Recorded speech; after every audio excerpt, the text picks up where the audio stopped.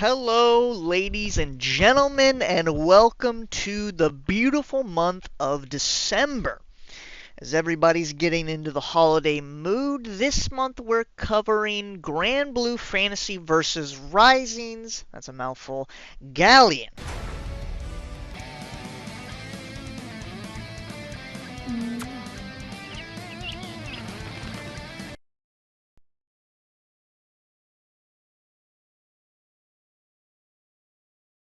Now, for those unfamiliar with Granblue Fantasy vs. Rising, it is the sequel to the original game Granblue Fantasy Versus, which is a fighting game spin-off of the original web mobile game. It's not a mobile game because they don't have an app, but it is playable on mobile through playing on your web, like on the browser. But that like sucks. And like to be a guy like me, that's archaic and makes me sick. So I'm not going to be talking about that. Now, Galleon is this series' first grappler. Now, she doesn't work like a Zangief type grappler where you're fishing for that SPD, you want the big damage. Galleon works more like Manon in the sense that she has a lot of high-low mixes and she really wants to get you thinking psychologically rather than just going for that huge payout. Because truthfully, Galleon's traditional grapple move doesn't do a whole ton of damage like an SPD doing a whole third or whatever. Believe in victory. Battle 1. Engage! Now, story is going to be shorter than usual. Galleon doesn't really have story in this game, nor does she have story in the previous game, because one, she wasn't in the previous game, and two, she's DLC for this game. And so she's not in the base game story, and they haven't added on to it. Well, they have added on to it, but they really only added Sindalfin and, like, maybe Lucilius. It's been a while since I played the story mode. Regardless, they haven't added Galleon, so it doesn't matter. And then the arcade mode, whenever you beat the arcade mode, you don't get an ending like other fighting games. Instead, you just get some art, which I'm sure is really good. So in lieu of telling you Galleon's story, I'll instead just sort of introduce you to the world of Granblue, because I'm sure maybe you've heard of Granblue, but you haven't really given it a try. I do recommend it. It is free. The characters aren't free. You get a rotating cast every week, but it's enough to try out, and I do recommend it. It's very easy to start. It's very hard to master. Not quite, despicable anime garbage. Not that it's garbage, I'm just mad. Like an Under Night or even a 2XKO is probably a little more degenerate than Granblue, but it's also not as quite as straightforward as your Mortal Kombats or your Street Fighters. You can get real degenerate, and as we'll see with Galleon, because there's some despicable stuff you can do with this woman.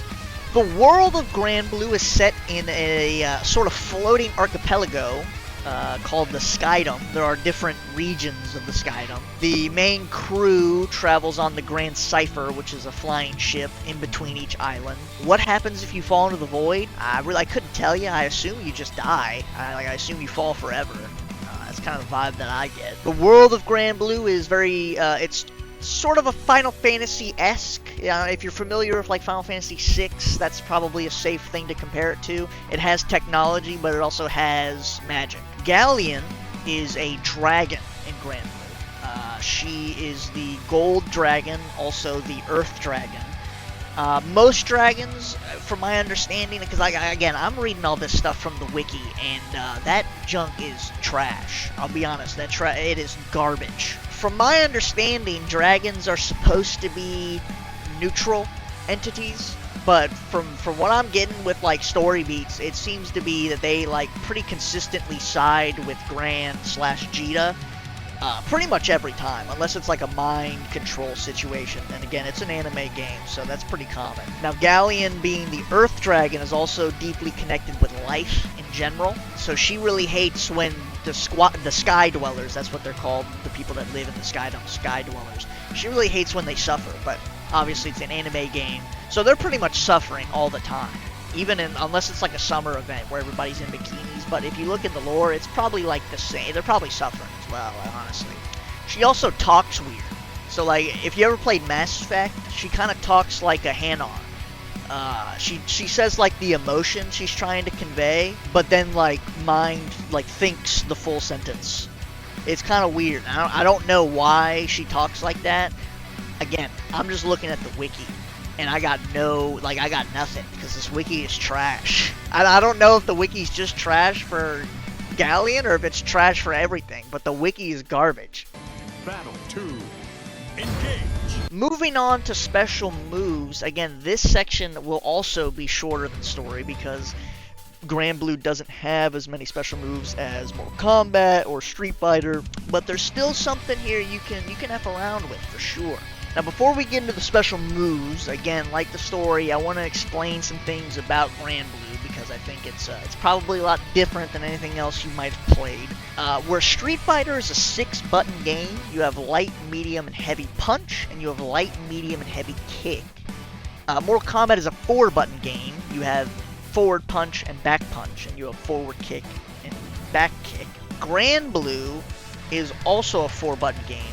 It's technically 5, but you also technically don't have to use the 5th button.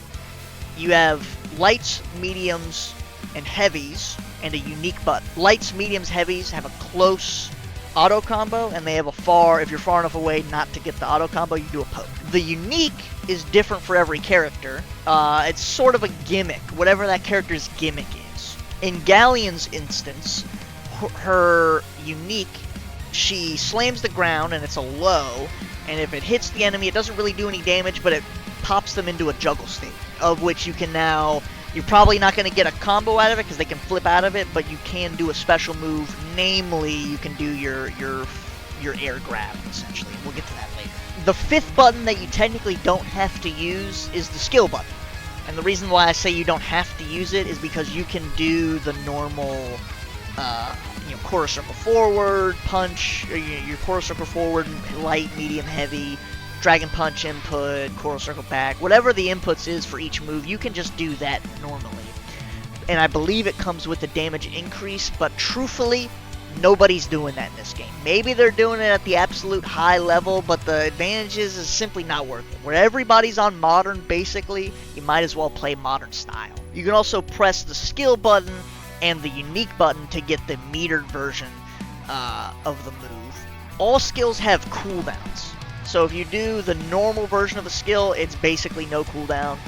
If you use the heavy version, you'll do a little glow, and you will have a much larger cooldown.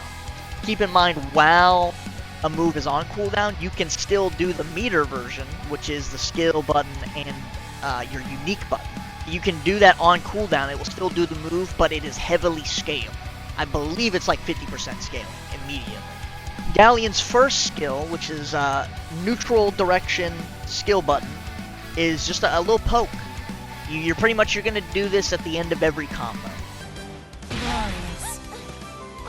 Spin. Great. Descend. Great. Descend. Excellent. Nature's ride. Combo. Nature's ride. And we'll get into the mix-up game later and what this plays. If you get him in a combo, you're actually hitting, you're doing damage, it's not in the block. You can do the heavy version for a wall bounce, and you can do the meter burn version for a crumble. Forward skill button is Galleon's air grab. Forward. Descend.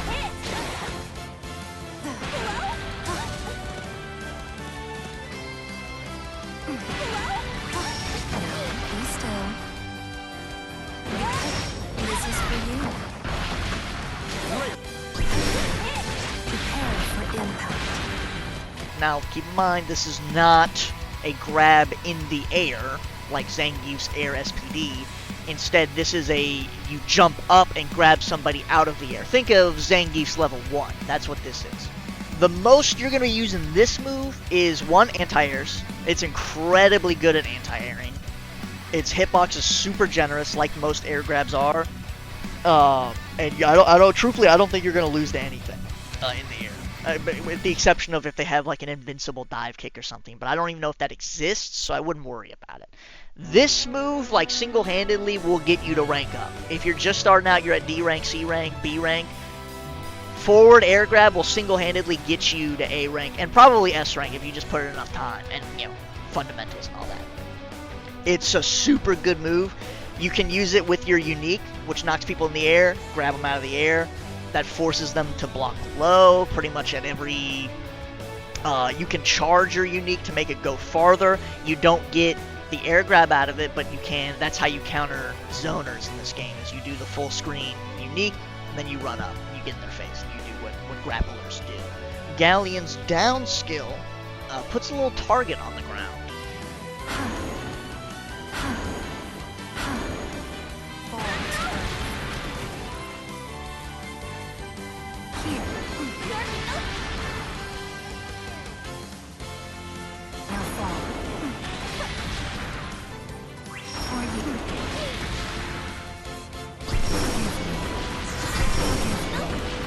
There are 3 levels to this target.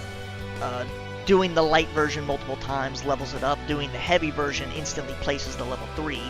What this does is whenever you use your unique, you now drop a rock on them. That forces them to block or get knocked down again. This is mainly for anti-zone. You essentially want to put pressure on the opponent. This is also very good just to set up. You don't even intend to use it really, just to set up, just to put a mental stack, right? Because this is grappler gameplay, it's mental stack. You want them to be looking out for as many things as humanly possible. And of course, Galleon's back skill is her bread and butter grab. This is her SBD. Great. Great.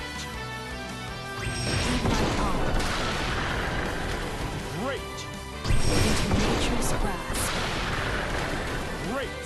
Now again, because it's a single button, it doesn't do as much damage as a Zangief SPD, but it's a similar sort of dopamine kick when you hit it anyways.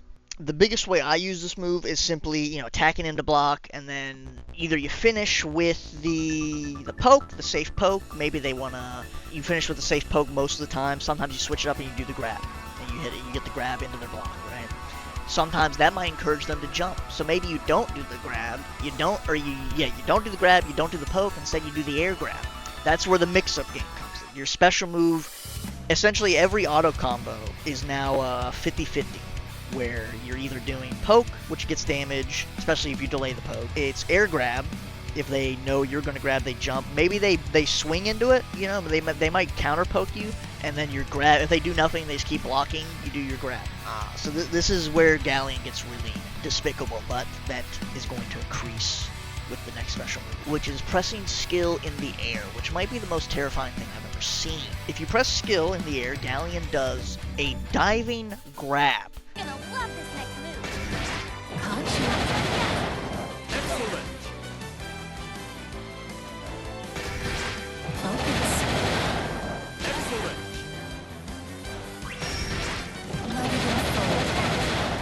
Excellent. You're gonna love this. Combine all of the terror with a grab and all of the terror of a dive kick, and you have what might be the most scary, the most terrifying thing I've ever seen in my life. To add on to that terror, it follows Mortal Kombat rules, where you can do the dive kick while jumping backwards, which is just an insane thing to do. You could do it on neutral jump, you could do it on forward jump, you could do it backwards. It's an insane, and it goes through block. It goes through block. It loses to punch. If they're just punching while you're in the air, it loses to that. But a very popular thing in this game is crouching heavy, which is like a universal anti-air. The dive grab throws off the timing of that big time. So now Galleon has this like Cammy-esque mind game of like, oh frick, can I anti-air because I have to worry about dive grab, but maybe she's just doing a normal jump in. And that's pressure. And so Galleon becomes almost a mix-up heavy character. She's like a grappler mixed with a mix-up character. It's disgusting stuff. And of course you also have Skybound Arts, which is the super in this game, and if you get to 30%, you get a critical art, which in this game is called a super Skybound art. Galleon's is a grab. Endure. And rise even stronger. Excellent. Singularity. You were splendid.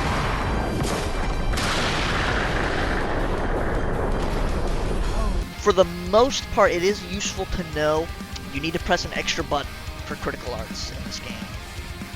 It's grab, skill move for a normal Skybound art, and then for a super Skybound art, it's grab, skill move, and unique.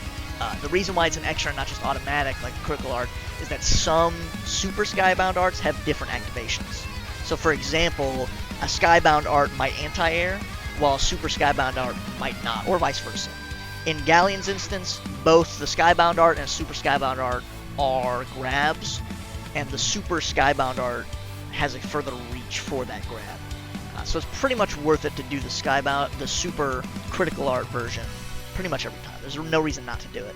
The normal Skybound art does have this weird quality where I think if you press a certain button or something like that, it does this, it's like a projectile almost, where it does like a pillar of light. I'm not entirely sure how it does that. I'm also not entirely sure it's even worth doing. Battle 3. Engage. What does Galleon's gameplay look like? It looks like mix-ups is what it looks like. It looks like auto combos into either a safe ender and letting them have their turn. It looks like auto combos into grab mix-ups, maybe some delay stuff, throwing in defensive air grabs. You want to be careful with the dive grab because the hitbox is kind of funky, especially if they're crouching. I couldn't tell you the number of times where I do a dive grab and it looks like it hits, but it just kind of slides off and I'm right in their face, ready to get obliterated by whatever punish counter they have. So you want to be careful with that. It's not enough to deter me from using it, because it's really good. Like, I cannot stress enough how good it is. But just something to be aware of. Mixing up your uniques, because sometimes people are just blocking, they're not blocking low, so you can do auto combo into your unique, into air grab to force them to do something. Again, this is all about putting mental pressure on your opponent to where you can do what you want. And another important thing to keep in mind, you have all of the usual tools that everybody else does. Dash L is the most disgusting thing in the world. There's a block button, and if you press a direction, you're forward or backwards while blocking, you do a dodge. That's probably better to deal with zoners, just dodge through the projectiles, than the unique is, because it takes time to charge. You probably don't have enough time to charge before they shoot a projectile out, and you gotta deal with the projectile. You don't save the charge like Grant's projectile. Truthfully, I think Galleon doesn't do well against projectiles, which is the classic grappler, conundrum, is how do you deal with zoners. And in Galleon's case, it's probably best not to use her tools meant to, and instead just dodge through them until you back them down to the corner, and then hope they don't get out of the corner. Not great, to be honest, not a great game plan, but you don't really have any other options. I would not use the heavy dive grab or the enhanced dive grab, because they do more damage, but because there's like a flash of light or a screen pause, people tend to react more to the enhanced dive grabs. It's just something I've noted. Maybe they don't at higher levels or whatever, or maybe there's another way to use them, but in my experience, people react way more often with that additional feedback from the game.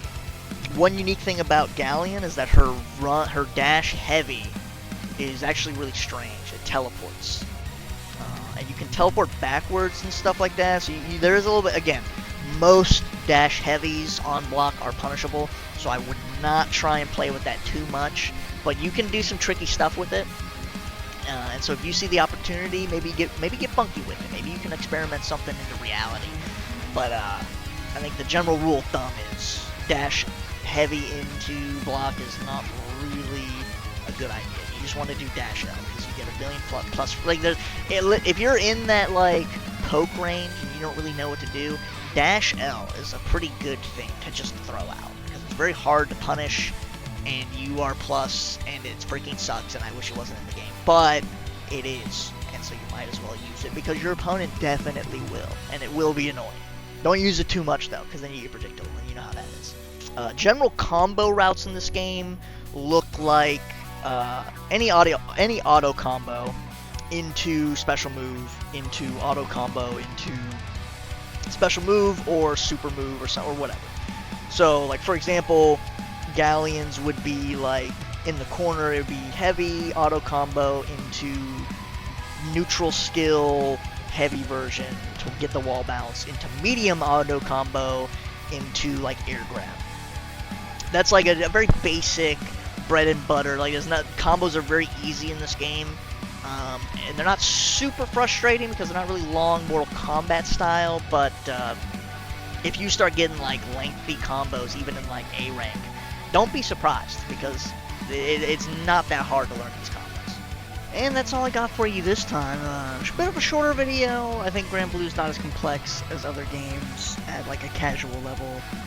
It's certainly very complex. You know, you watch like Evo Top 8 this year, like they're doing stuff I can't even imagine, especially with freaking Grimnir and stuff like that. Again, like usual, comment down below what characters you want to see, what game you'd like to see them from. If you have tips and tricks for Granblue or Galleon, or even if you're a master of lore, you played the web game for 10 years, let me know. Let me know what it looks like down there. Or up there, I guess, because you're in the Skydome. Happy holidays. Get out of here, you little rascal. Many victories, I reckon.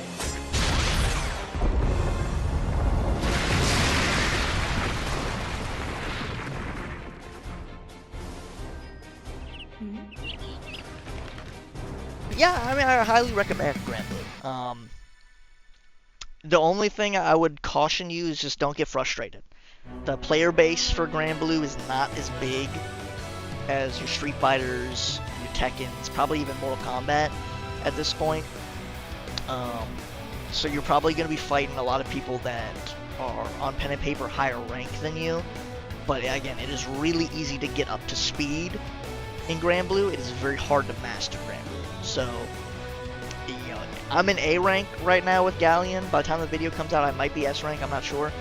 I frequently fight players who are S+, S++ in A rank. And while, you know, on pen and paper, that's 2-3 ranks ahead of me, not even counting the 1, 2, 3, 4, 5 aspect. And that's frustrating, but I get damage on these people. You know, I get rounds on them, I get games on them, I get sets on them. It's not insurmountable. It can be very frustrating. So just, you know, I recommend to try the game. Take breaks if you find yourself getting frustrated, because the game is worth learning. I do like this game. I want it to grow. If I could remove anything from the game, I know I commented on -L, I would probably remove the lobby system.